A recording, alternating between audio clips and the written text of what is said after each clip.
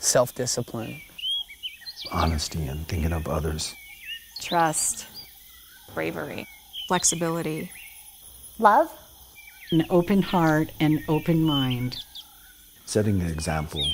Being positive comes from inside. Ruthlessly compassionate. support, and the encouragement. total compassion, total empathy all the time.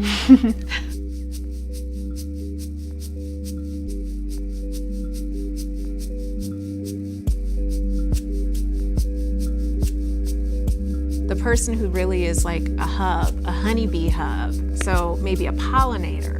I could use that word for sure. Yeah.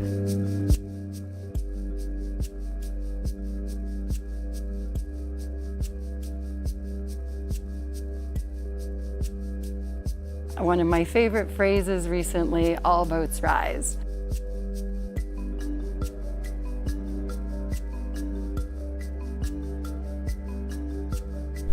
I've been told I have leadership qualities, although I feel like I'm just a regular person. I had this one friend, Andres, from Ecuador. He said there are two different types of leadership. There's capitalist leadership and there's organic leadership. And it all depends on which part you want to side on. And he's all, do you want to be a man of nature or do you want to be a man of wealth and money? We are a land-based people. We have a lot of power that I don't think our communities realize its full potential. There are no hierarchies in nature, right? Everything is part of something larger. I feel like true leaders have a connection to the earth and to the bigger picture. We talk about this piece of knowing where we belong and our connection, but also that belonging is to know that we're in relationship and we're interdependent with all around us. So I think leadership or the qualities of leadership should be fluid.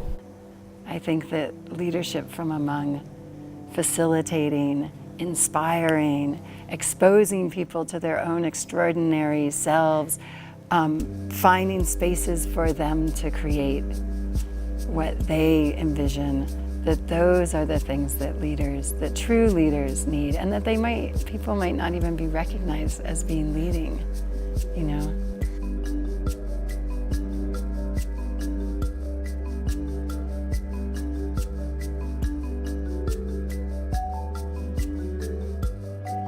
Every single one of us has power. We have the power.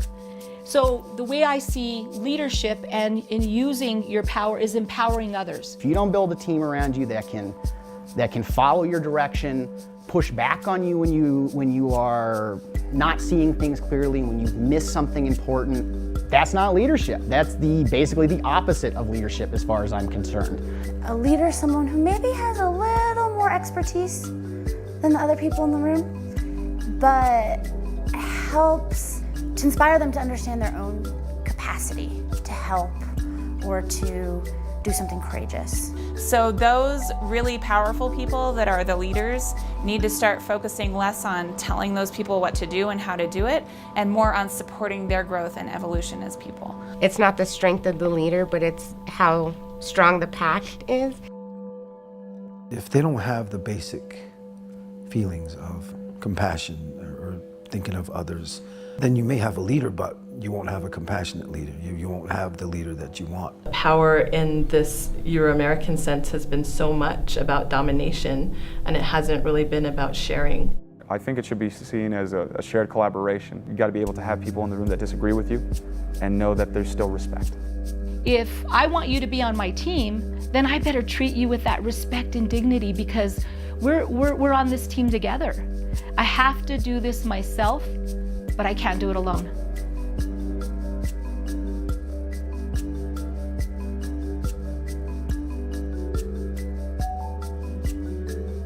We need women, we need more people of color, we need people who know what it's like to be in a working family to step up and be leaders.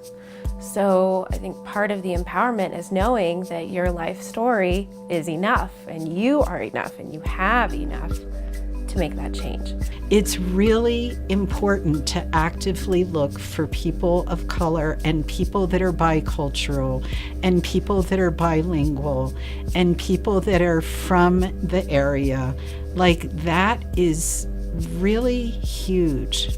And that also informs a certain kind of new leadership as well. You need to have this like fierceness to you, but also this really vulnerable part to you. I'm super emotional, but it's like at the same time, that's my power. It's okay for me to fall apart, and that doesn't make me any less of a strong woman.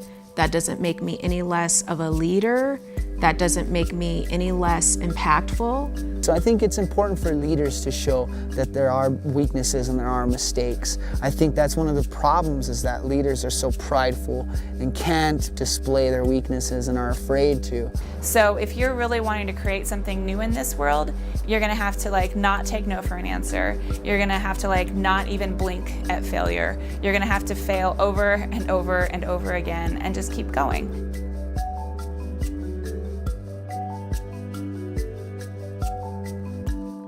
My father used to have a saying, and he said, never be afraid of the truth. He said, when you know you speak the truth, you have nothing to fear. When he said that, it allowed me to have this sense of power, to not be afraid, to not have fear. That this sense of the work that I do, if I know that it comes from a good place, that it comes from the heart, that it is based in our traditional ways of thinking, of believing in that spirituality, that I'm doing it for the benefit of community and not for the benefit of myself or the benefit of one individual, that it's not for title or money, that I'm not seeking those things, that I put myself last and I put others first. That in itself is power.